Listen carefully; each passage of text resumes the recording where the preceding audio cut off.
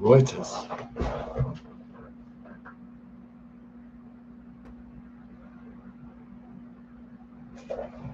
Reuters. What is this news agency? Founded by Paul Reuter,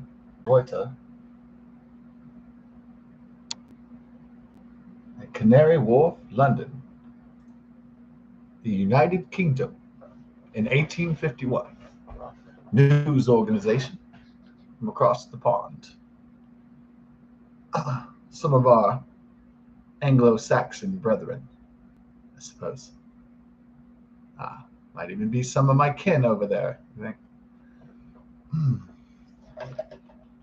Probably like hot tea and not iced tea. They don't live in Texas, right?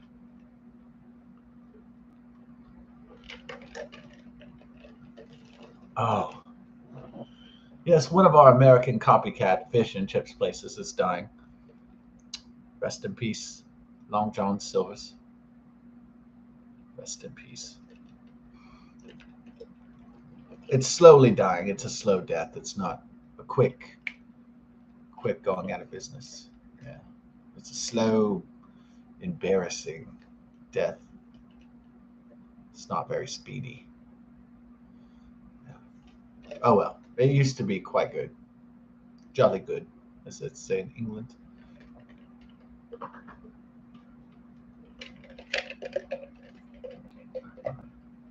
Used to be a jolly good show. Reuters, the irony of their article. This caught my attention because it's not that the famously liberal Europeans, especially under the thumb of the liberal global world order and elites, and the Davos crowd of elites in Switzerland, it's not that they have been traditionally liberal. It's that they don't see the error of liberal ways is the problem. They don't see that protecting your borders is not racism. That's protecting and preserving your language and your culture, which is paramount. So you don't invite the world to take over your language and your culture and your identity and your essence.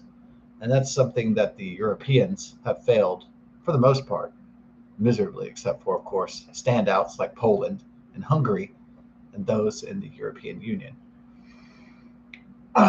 And Great Britain has become a V for Vendetta, basically a George Orwell, the exact thing George Orwell was writing about in 1984. They have become just like the V for Vendetta, uh, nightmare, a prison island in essence, yeah, where the native population is treated like shit in favor of illegal aliens that they harbor.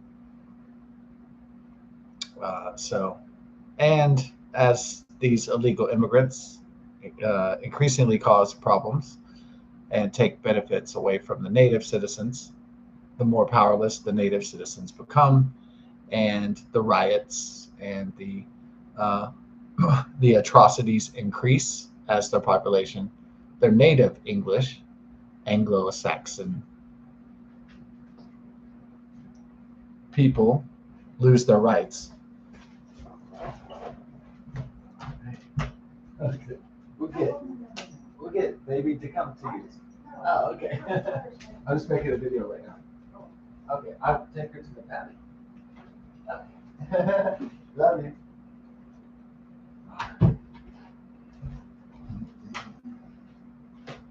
Yeah, so JD Vance was just telling the Europeans, hey, you should have more freedom of speech, and less censorship. Now, I understand that European countries are not American, obviously, even through our certain shared cultural uh, ancestral roots, but common languages sometimes, and so common commonalities in the culture, especially from Ireland and England and elsewhere on the European continent. Yes, but we are united by our collective and shared history, ancestry from the old world, from the old country. Not all of us, but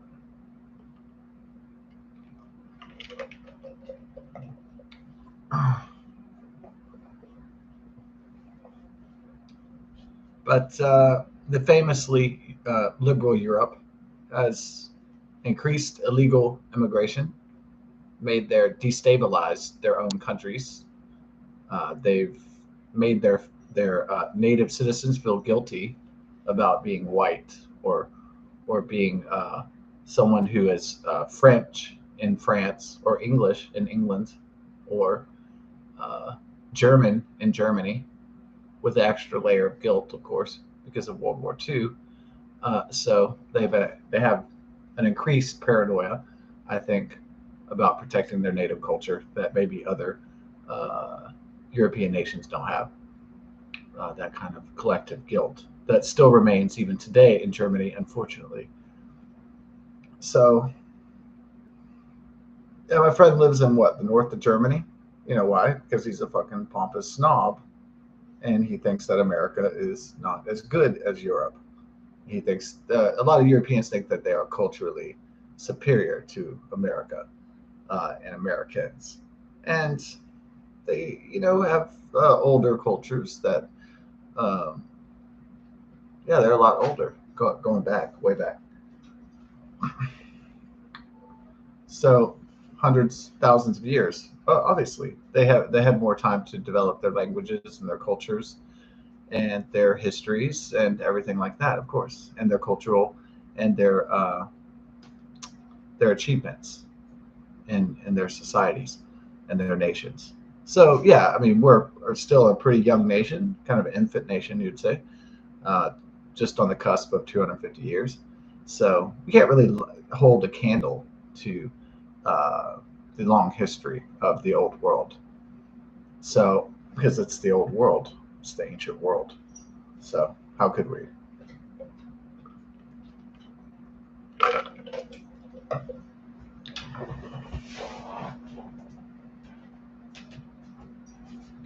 So the irony. Um, Day, ooh, that's my love balloon. Mm, that's my lovey. She needs a blankie, huh? Yeah, I love you too, baby. All right. So here's the irony of Reuters. Reuters. Let's see. So we'll go to the Reuters webpage, and this is what they call classic irony. And it's not in the biblical sense, do unto others as they would have done unto you. It is not eye for an eye and tooth for a tooth. It is classic hypocrisy, like just almost textbook hypocrisy. Let's see this. Here we go. Schultz rebukes Vance over hate speech commentary. Reuters. Reuters.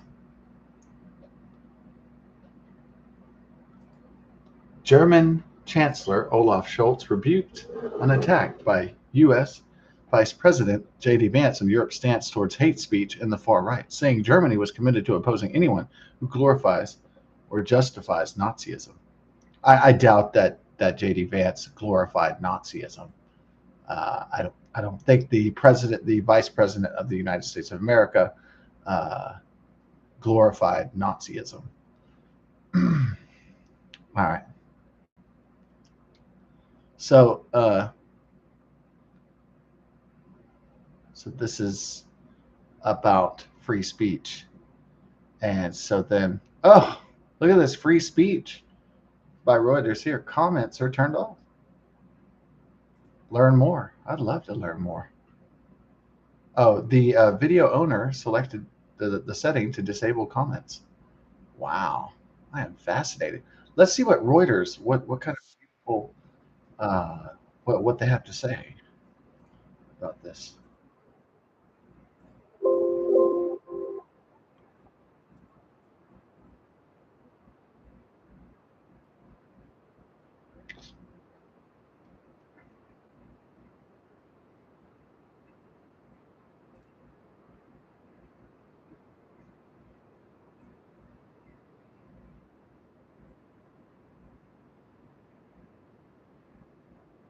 This is like the Joe Biden of Germany, basically.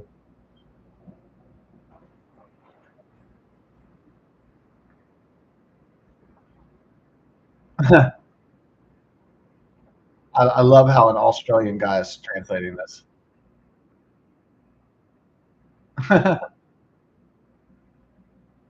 Like some people are like sleeping and shit. They don't even want to hear shit.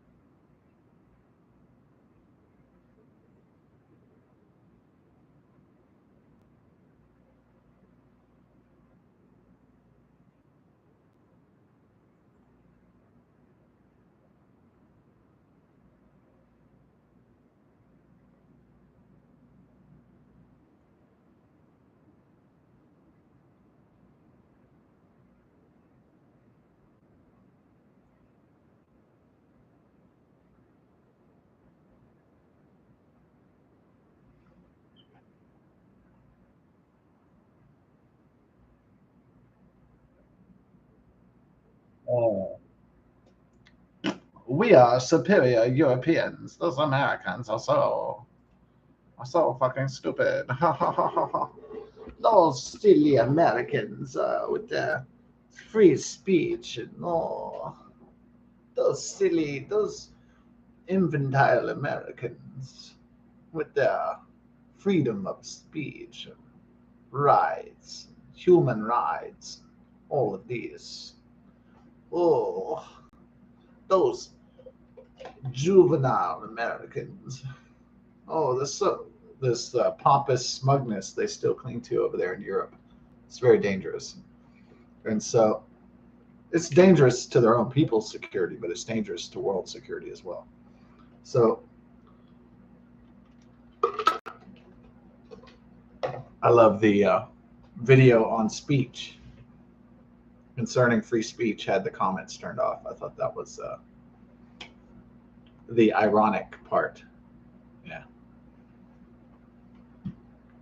Oh, the irony. All right. Well,